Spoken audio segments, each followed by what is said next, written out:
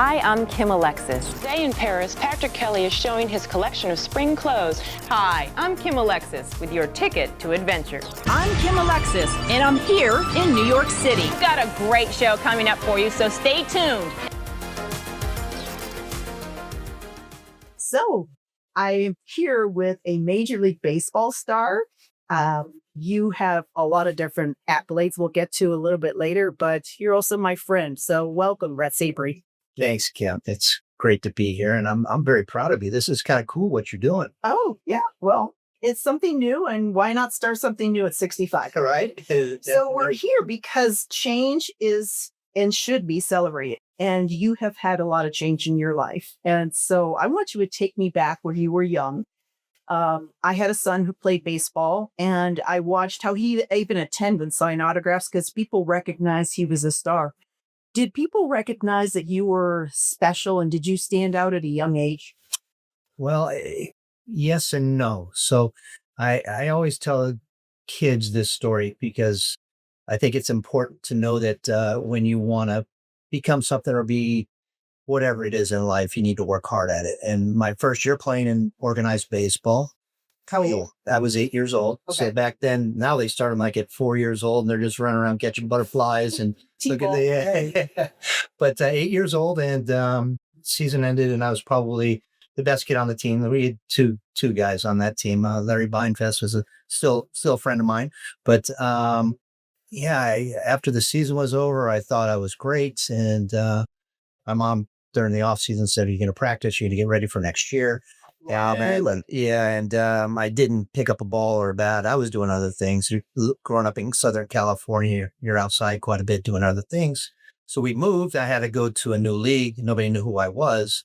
I had to go through tryouts and embarrass myself. So I had like 10 pitches thrown at me, swung and missed, probably 9 out of 10, fouled one off, booted some ground balls and threw them wild over to first base.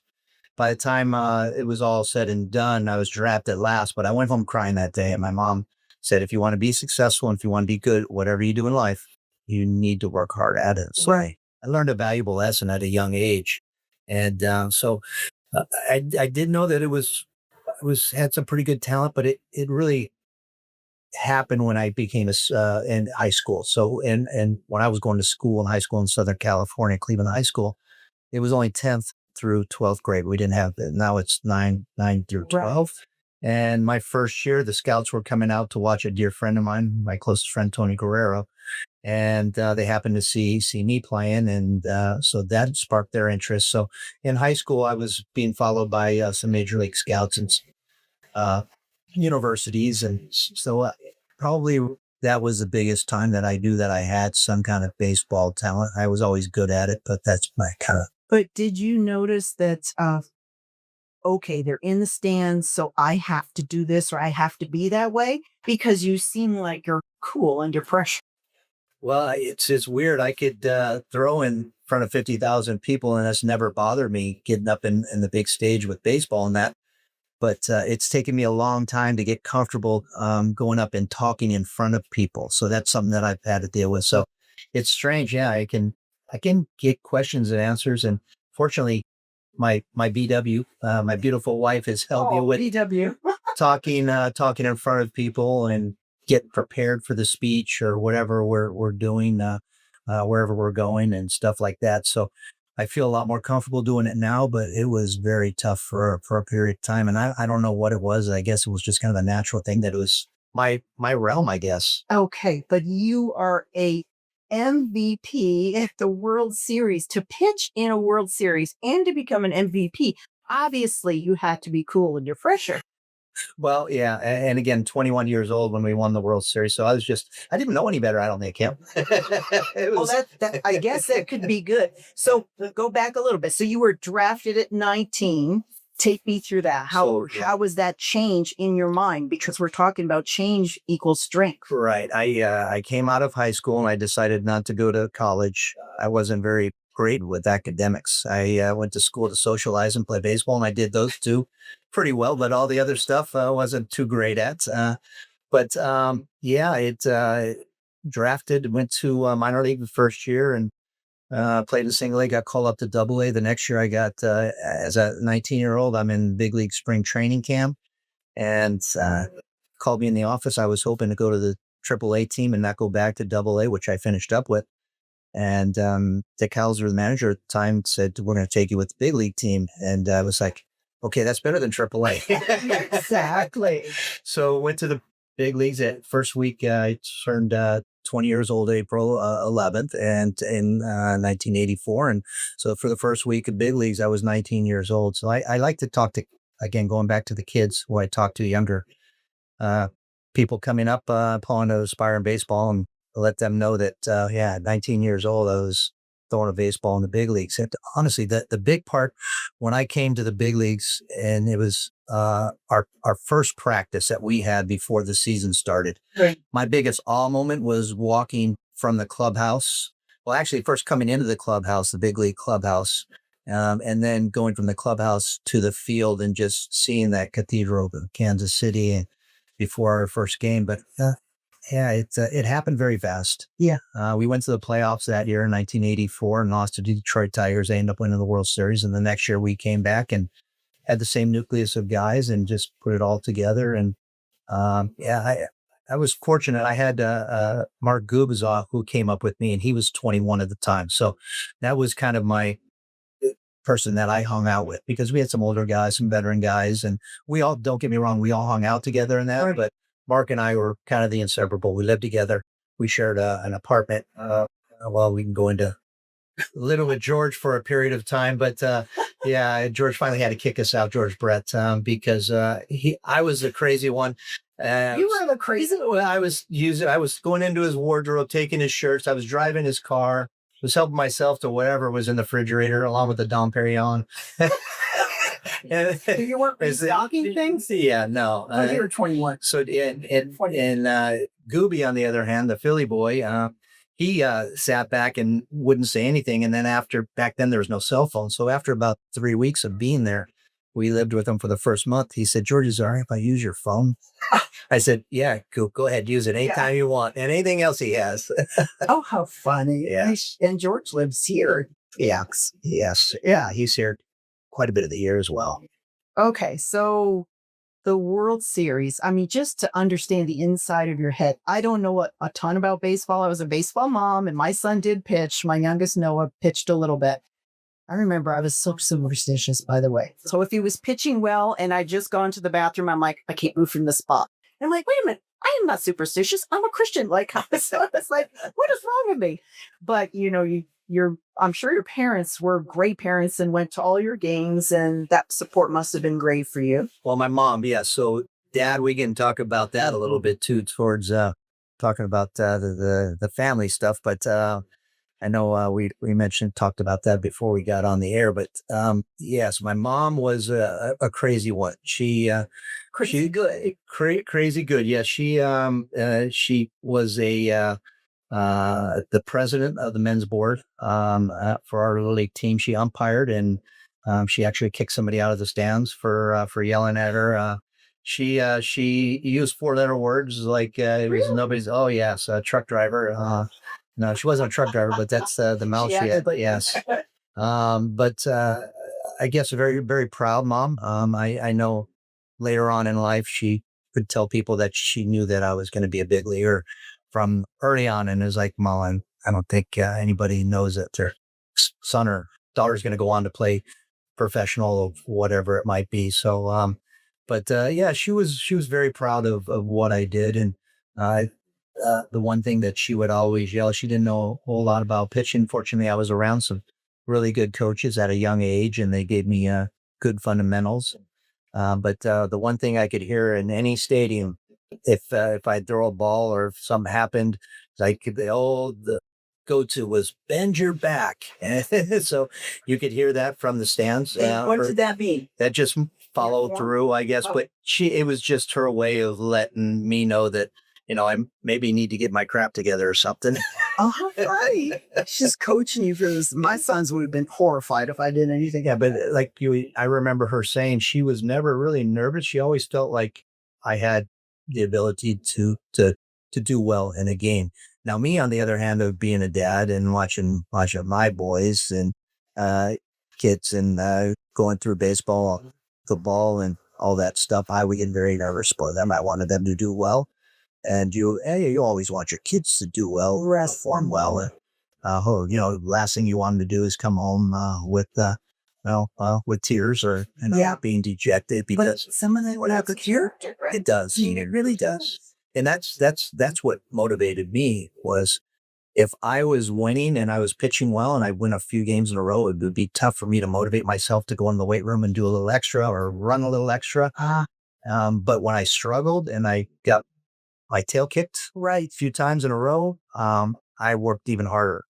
So it knocked me down, and I'm going to show you that when you get back up. I always said that I'd never been in a fight, but if I was in a fight in a bar with the biggest guy, probably get my butt kicked, but I promise you wouldn't want to fight me again. That's the type of attitude. Got to get back up. Yeah. I could dance about fire here. Yeah. Oh, how funny. But I think that mindset is what kept you going, and it kept me going in my business. Yeah. And so we have this great career. You had this wonderful career. And so you have 2 Cy Young awards. It was interesting reading your bio. It said you did well in the odd years, not so well even. I'm sure people brought that up. Yeah. So Cy Young at 85 and 89? Yes. Yeah. Yeah. I guess I'm an oddball. I don't know. But the way I looked at, especially the first few years, is that the first year I came up as a rookie, I had a 10 and 11 record and decent ERA. And what is a 10 and 11? So 10 wins, 11 losses. Okay. Yeah. And then the second year I actually won the Cy Young and won 20 games. So the third year coming in, I wanted to prove to everybody that I was worthy, and I was that guy that just did what he did that the previous year, and came out too soon to throwing the ball too hard, and shoulder wasn't ready. So I had some injuries that year, and then followed up with another good year in 87. And then the next year, a few little injuries and not the greatest year. So just seemed like it was every other year that you could rely on me. So if you had me on a fantasy team, you'd probably want me in the odd years and not the even years. So I have a hard enough time with fantasy football. I cannot imagine fantasy baseball. That's a lot of games. Yes. I bet. Yeah. Plus, there's a lot of players and how many pitchers are on a team normally? Well, when I was playing, it's like 10, sometimes 11. And now I think it might be even more. It seems like they bring them in out of the bullpen left and right. So I'm not sure what they carry on a team now. Great. Is there a number where you can only have so many on a team like football? 25 players. Okay. Yeah. 25-man roster. You can kind of have some more position players or more pitchers. So it just depends on what the team needs and what the manager sees. So would you be in a bullpen? I mean, because I watch the World Series, and there's so much strategy, not only skill, and she had, of course, but strategy for the coach. When do you put in a player? When do you pull them? Would you sit on the bench and say, oh man, put me in and I'm going to smoke them and I need to go in now? Or did you just wait for things to happen? Like, if you put me in, you're fine. If not, we'll still win the World Series. How's that go? So what we had, I was in the bullpen a little bit, but I was more of a starter. So I had a regimen that I knew I was going to pitch every 4th day or 5th day. So I kind of had an idea, but every once in a while, if the team struggled in that and in between starts, we might come in and go to the bullpen and eat up some innings. Like who need? Yeah, anytime. Yeah. Instead of sitting on the bench for that long period of time. But it's now the game has changed. And the way I say the game has changed is because analytics has come in and taken over. So now you don't, like you were saying, it's like, back when I was playing, you manage and you coach with your eyes, and you could see if a guy was struggling, right, or if somebody wasn't doing what they normally do. And nowadays, it's like they look at their book and it says, "Oh, okay, he's faced the lineup 3 times, so it's time to take him out." They don't even give him a chance, and so they're looking for spin rotation and velocity and so many other things. Where when I was pitching, it was I knew where I wanted to throw the ball, and I knew how to pitch different hitters, and I was on the same page with the the catcher. And so, and again, we did some recon, for when a team would come in, we'd have our So you meetings. study. Yeah, we would study the team. Like if I hit it or Yeah, pitch close to him, he's going to back off. yeah. And so, yeah, if you want the outside part of the plate, you got to throw inside because otherwise you can just lean over and hit the outside part of the plate. So a lot of strategy comes into it. But nowadays, it's just changed quite a bit with the analytics. And I think the Rockies actually have one of the first managers that is an analytics guy that never played professional baseball. And he's in there and he's, doing the managing. And so he'll manage according to what the good book says. Wow. Yeah. So my son, when he would get freaked out on the mound, the coach would come up and he'd sometimes like just talk about the weather, something. So what was the funniest thing when you're on the mound and you see them, timeout or whatever they do, and they come up?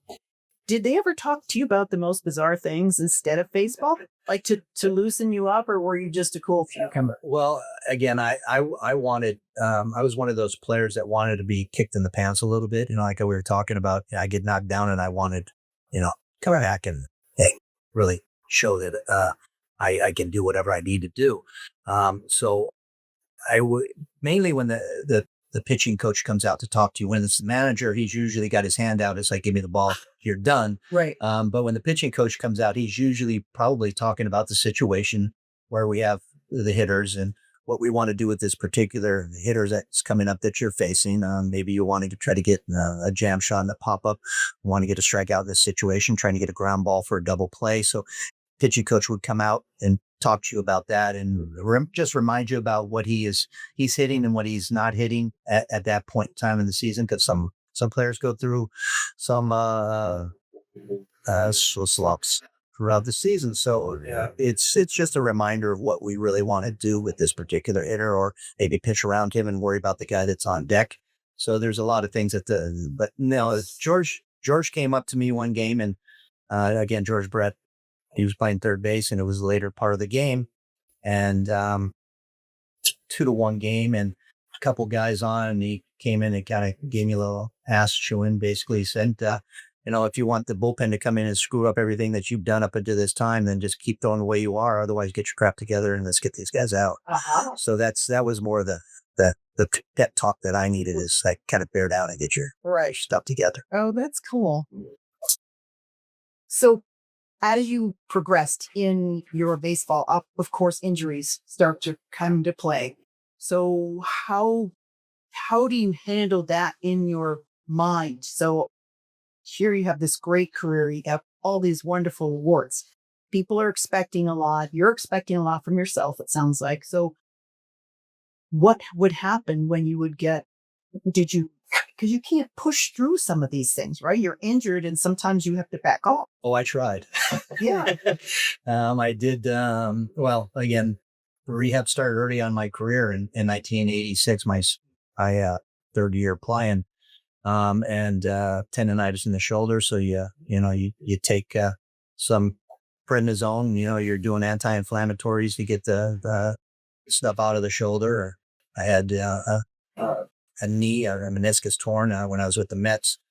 So it really depended on that. But after I had my second shoulder surgery in the big leagues, I relied on prednisone. I was eating and like it was candy. So, and I would actually just get my own bottle, and you have to start off with a high dose and you wean yourself off. And then it helped my shoulder. Again, wouldn't recommend that for anybody to do. But I felt like if I wasn't out on the field, I was letting my team down. So I wanted to do whatever I could to be out on the field. And that was, I don't know how many cortisone shots I got in my shoulder to get out there and pitch. So it was a lot of wear and tear on the shoulder, especially. But I would do whatever it took. So, when I had my first shoulder surgery, I spent the whole entire winter in Colorado, like 12 hours a day, just rehabbing.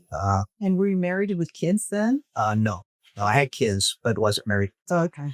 So when did you learn that, or was it apparent to you that you needed to retire, or did you learn from your coaches like, hey, you better hand the ball over? Yeah, no, fortunately for me, I think it would have been hard for me to walk away from the game if somebody said that I couldn't do it anymore Right. because I wasn't good enough. So I would say, fortunately for me, my body let me know. So after my third surgery, I missed shoulder surgery in the winter of 1999. I missed all of 2000. Came back in June of 2001 and pitched the first game beginning of June. Arm hurt a little bit. Second game, it hurt a little more. Third game, I just couldn't stand it. I wanted to chew my arm off. So went down to Florida to rehab. It was the last year of my contract. I rehabbed down there. If I had another year on my contract, I probably would have done some more rehab to see if I could have got back. But it was just too much pain, too much anti-inflammatories taken and living on them. And so it made it easy for me to walk away from the game because I physically couldn't do it anymore. My arm wouldn't let me. And you didn't read like the newspapers where they were like, oh, Saberhagen, he's this and that, right? Did that play any part into anything? No. And, I still look back. It was funny. I never even watched the World Series until Candace and I sat down, I don't know, a few years ago, and she says, I've never seen the World Series. And I said, well, let's put it on because I've never seen it either other than the highlights. So that was kind of cool. But no, there wasn't any big media stuff, no final tour saying goodbye. Again, I feel like I put the uniform on one day longer than I would ever expected to. So I was very proud of what I did. The accolades were great, but winning a World Series is always still near and dear to my heart. If people ask what's your favorite moment in baseball, with all the stuff that you've achieved, and it's winning a World Series. You can't take that for granted because It's hard to get there. At 21 And years to old. be the MVP. Yeah, that was very cool. You don't flash your ring around. No. Why don't you wear your ring? Well, first off, that was I was 21. It doesn't fit anymore, but Get it sized. You have to go flash it around. Anyways, it was just an amazing time, and I feel very blessed, that I was able to do that. So as for you're long as I laying in was. bed and Yeah. you're saying, you know what, my arm can't handle this anymore, are you thinking, I have this to fall back on, I could do this? Or were you just going to be a dad and just kind of hang out? It was a dad thing. I was living in New York and ended up getting divorced from who I was married to at the time, and I wasn't going to live in New York and have three of the older kids living in California. And I said, I'm going to go back. Can't start a new family. I've been playing baseball. I'm gone all the time. So, you miss all of those, birthdays and first of so many. And so I wanted to be a part of their life. So I went back to California and was part of the older three kids and really enjoyed them. Thinking about buying a home, but not sure where to start? Jeff Schwartz at Altitude Home Loans makes the process simple.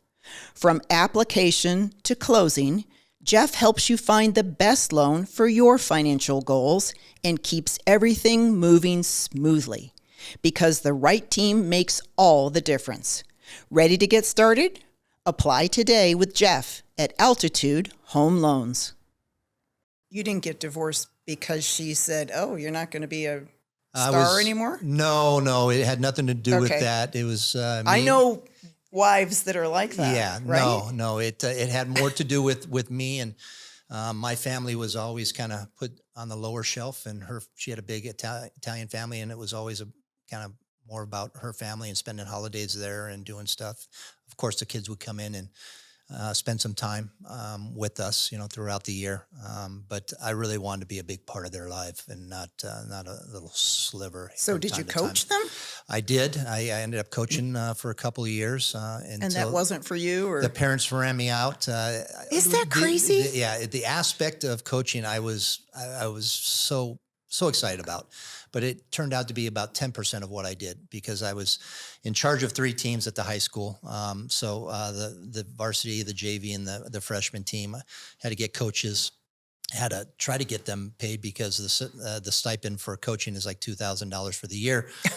Ordering uniforms, ordering baseballs, maintaining the field, dealing with the parents, making sure the grades are all right, putting out any fires. So Right. really 10% of what I was doing was coaching. And Well, it just the You parents needed ran an me off. assistant. Yeah, But the parents, I mean, they're I've crazy. dealt- Every one of them was going Division One or going to be a professional. And I love telling this story because they would come up and say, Coach, can you write me a letter of recommendation?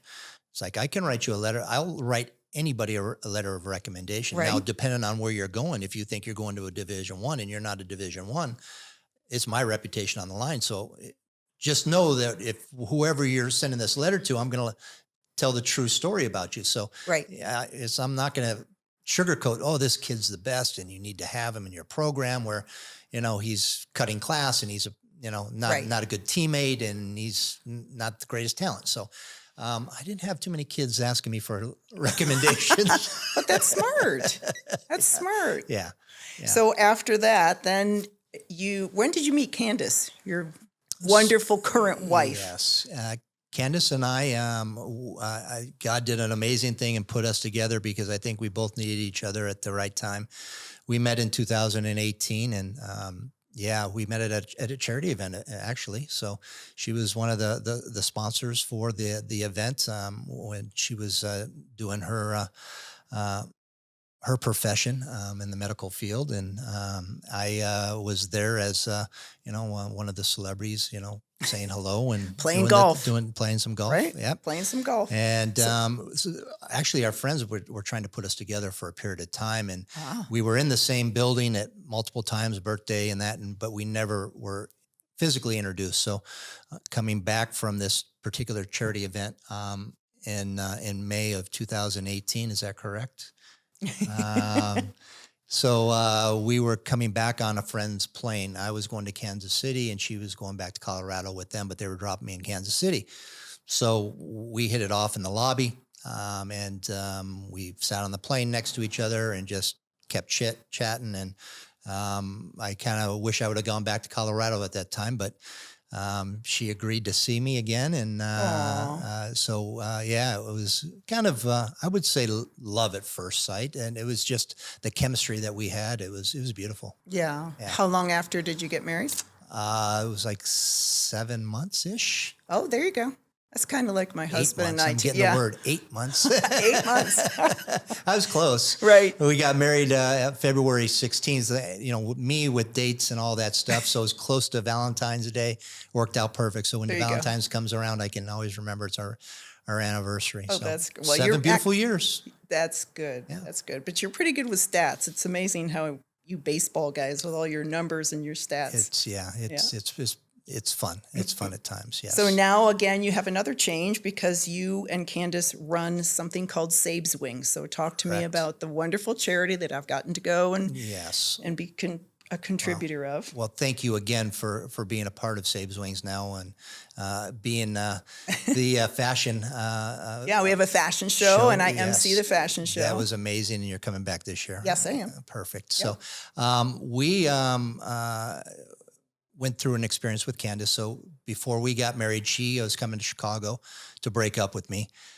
We were dating, and she was diagnosed for the third time, so of breast cancer. So it was a tough day and tough night when she showed up, and so the next day we went and got some coffee. That's, so to speak, coffee. Actually, going to the Diamond District to get a ring. So so I proposed to her the day after. She said that she's going through her cancer. I said, you're not going through this by yourself. So got married shortly after. But the treatment for her third diagnosis didn't work. So we did alternative medication, which out-of-pocket cost $22,000 a month. We were able to afford it. But I had a nonprofit that was geared towards youth, and it was kind of dormant, wasn't doing a whole lot. She approached me as she was going through her chemo treatments and that. She says, I would love to change your nonprofit and the mission to And the helping- name. and the name, Sabes Wings. And so Sabes is my nickname, and then the wings are those wings that lift you up and lift her up off the bathroom floor. She's handing me a clump of hair and can't get up. So those are the wings that are helping people up. But it's geared towards people that have cancer. It doesn't matter what type of cancer. If you're can't afford your treatments, if you're paying for treatments and you're not paying your utilities or your rent, we come in and try to alleviate as much debt as possible. And we've helped families in 23 states. So I truly feel like I was blessed because it's been an amazing ride for 6 years. This was our 6th year this last year. We've come a long way in 6 years, but I truly believe that I was put on this planet not to play baseball, but to have that platform to do what we're doing now, to make awareness and to help these families. And it's a 365 day out of the year mission that we're doing. And you're coming to a dinner. You and Jeff are coming to the dinner that we're doing in Phoenix, or actually in Scottsdale, coming up this next month. And so we're all over the place. We've got one in Dallas. We've just started a new collaboration with the Western world. We're part of a roping that's going to happen in, actually it is Paso. It's at a friend's ranch. It's 60 acres and he's got the arena and everything. So I would think you'd be good at roping. No. I'm going to be on the side. Oh, come on. I'm sure your shoulder can handle my one back, little everything. rope. That's all I need. Yes. My feet are happy on the ground. I might take a picture up on the horse and, but so that's kind of cool, and they want to give all the proceeds to us. So it's going to be a 2-day event, Friday and Saturday, June 5th and 6th in Paso. So we keep very busy, but the need out there. So we're fundraising all the time and trying to help all these families. But there's not a day that goes by that we're not crying about somebody or something. We've lost 3 people this month. I know. I met one. I remember meeting one. Yes, Shannon. And so her celebration of life is on Sunday. And so we'll fly back Saturday night. But it's just, it's tough at times. Like I said, I've cried in the, I've learned to be vulnerable, and I've cried more in the last 5 years than I did the first 56 on this planet. It's, as you can see, I kind of wearing my emotions on my sleeve a lot more now. Right. Yes. I find that endearing in a man. Yeah. And I think more women than you could imagine as a man are finding it it's a form of strength to be able to have that compassion. Yeah. And my husband is the same way. And I said I married him because he does cry. Yeah. No. Because it's a wonderful thing. Yeah. So. I always held my emotions in, and and again, you might not have wanted to cry on the mound. No. There's no crying in baseball. No. No. Yeah. That would have been bad. Yes. Yeah. So I love you have messages like I do for young people. And since only 0.5% of your young kids are ever going to get into the major leagues, what thoughts would you have about these young kids, and where should they put their effort? I always just say, follow your dream, whatever your dream is. If it's baseball and being a professional, follow it. Work as hard as you can. If it happens, great. There's only been a little over 20,000 big league players that have put on a big league uniform. That, if you think about it, how long baseball has been around, that's a small number. So it's very tough. You might get to professional baseball, but to actually put on a major league uniform, it takes a lot of work, a lot of dedication. And I think everybody out there knows that if you want to be successful, you got to work at it. I mean, if you're not putting the time and effort in, you could be average. And that's all right. That's all right. But it really comes down to what you want to do and where you want to be. So I say, follow your dreams, but you got to put in the effort. You can't just, cross your fingers and hope that happens. So time and effort, they say 10,000 reps will get you there. Not modeling. Isn't that funny? There's a difference between your sport and mine's not a sport, but but I'm still jealous. Six Sports Illustrated covers. It's not the covers. I was just in the issues, but everyone thinks I was on the cover. So were you ever on one of the covers though? No, I was on the calendars, but not on the covers. Yeah. Okay. Well, still, that's impressive. I've only been in one. So when I was on the cover, but it was all of us on the mound surrounded after the last out of the World Series. That's me. I'm right in there somewhere. Yeah. Ours was like, here I am. Yes. So you recently had a surprise. Yes. And can you talk about all of a Yeah. sudden you found out you had a sister that you didn't know about? Yeah. And that circles back to your dad, I'm sure, right? It does. So my dad was never around. My mom, we chased him from Illinois out to California. He was going to make it in California big, and this was in the late '60s. And so we moved out here. They never really got along. She got pregnant at 16 years old, had me at 17, living with my grandparents. Wow. Yeah. So we came out here she tried to make it a family. He was never around. He wouldn't show up for birthdays and stuff. So they ended up getting divorced shortly after we moved out here. So mom was working multiple jobs, and he would show up periodically. He looked like Burt Reynolds. I don't look anything like Burt Reynolds. Did you feel like you had to protect her at a young age? How boys protect their No, moms? I was a latchkey kid, so I would come home after school, get food, let myself in. There's some things that I shouldn't have been doing at young ages because I didn't have the parent guidance around. But You had a guardian angel somewhere. I did. I we all truly, do. truly been blessed. Yes. So fast forward,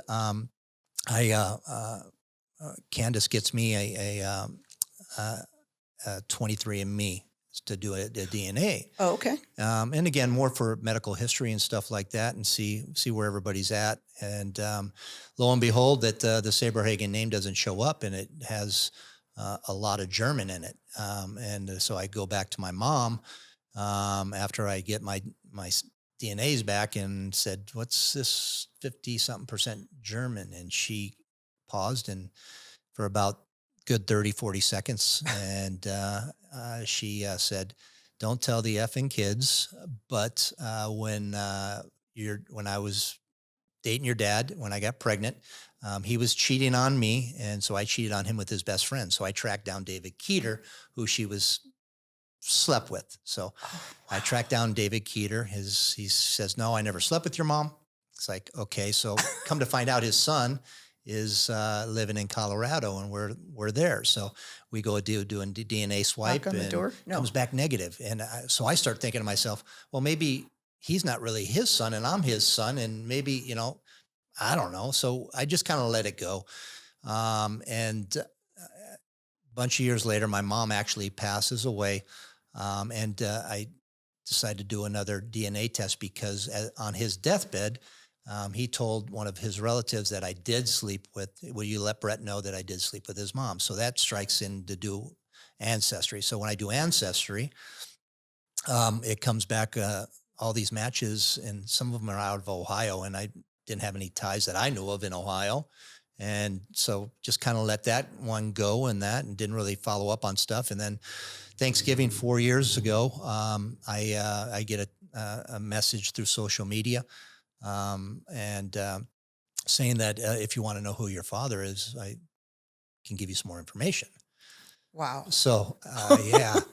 So needless to say, after Thanksgiving, the day after Thanksgiving, I make a phone call and come to find out it's my aunt that I matched with. And then the 94% that I matched with was my sister. And That you didn't know you that had. I didn't know I had. I was an only child for 58 years. Wow. And so did she know you existed? my biological dad, who I've never met, but he got his high school girlfriend pregnant. They gave the baby up for adoption. So my sister had been looking for the brother for all this time. So when I talked to my aunt, it was a situation where she thought I was the one that was given up for adoption. It was like, no, because all the stuff ties to my mom and her name and stuff and family. So I was an added bonus. So there's another brother out there. If anybody's listening if they're 63 years old, could be related to me. All right. So you hear that? Anyone who's. But so, yeah. Wow. So I talked to her and find out that I have a brother and I have a sister. And I'm talking to Candace, and I said, you know what? I really hope that they like me for who I am, not what I did. Oh, yeah. And so it was funny because my brothers pretty much said the same thing when he found out through my sister that they found a brother, but it's not the brother they were looking for. And he said, well, where does he live? And she said, California. And he goes, well, good. If he needs something, he won't be come knocking on my door. Oh. So we were both on the same page. We get along great. We You spend look some alike? time together. We do. Okay. Yes. Look a lot like my dad.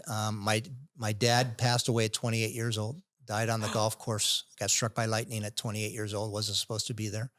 We shared the same birthday, April 11th. Wow. There's some crazy things. Yeah. Wow. There's more to it. And a lot of the stuff we just talked about is in my autobiography that's coming out. Okay. Yeah, I was going to Yes. promote that. So, Yeah. So that'll be coming out within months or so. And what's the name? What's the title? We don't have we're still throwing around. Oh, how fun. I want to yes. be involved Yeah. in that. Because a lot of it is who I am now Yeah. compared to who I was then, and finding out, I'm not a Saberhagen. I should be a spooler. And so I'm kind of leaning towards who am I? There's all kinds of different titles. We want to use something that's a little bit more unique that is, because there's Catchy. a lot of them out there. Curveball, that could be one of them. There you go. There's a lot of Better than curveballs. Yeah. So, but you want to talk about growing up and the stuff that I went through and my addiction, and Okay. that's something that I've been clean and healthy now, and still have men's group, and had to go through a lot of tears and emotion. That's how I've become more vulnerable and open up, and have my checks and balances, and have a good nucleus of people around me that know my story, and that feel comfortable about that. I think the last thing that I need around me is somebody that is not a strong person, and Right. and knows what I shouldn't be doing. So I carry a coin in my pocket. That's Oh, you do? yeah, my sobriety coin. So I keep that in my pocket everywhere I go, and it's another little reminder of all of that. So all of that's in the book, and a lot more, a lot of baseball as well. So yeah, if you get a chance, you should. Yes, I would love to. Yes. So last question, if your grandchildren Google you someday, what do you want them to read about? That's right. It's funny. I just heard this recently. I think it might have been at the Winter Olympics. Somebody was saying before Google or after Google, because Google was never around when we were growing No. up. So that's how he relates to the age gaps. So so the grandbabies would be before Google.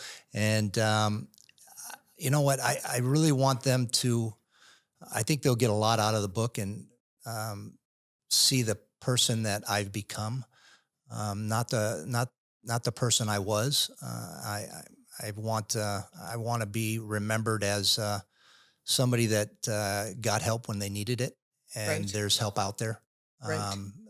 in many different ways, shapes, forms.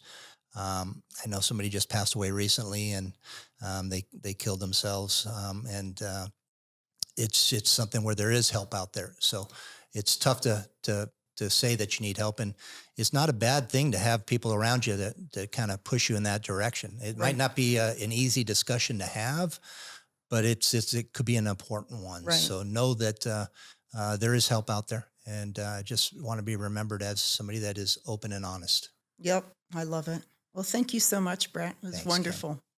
Thanks for watching the show. If you have any questions for me or you want any more information, go to kimalexis.com.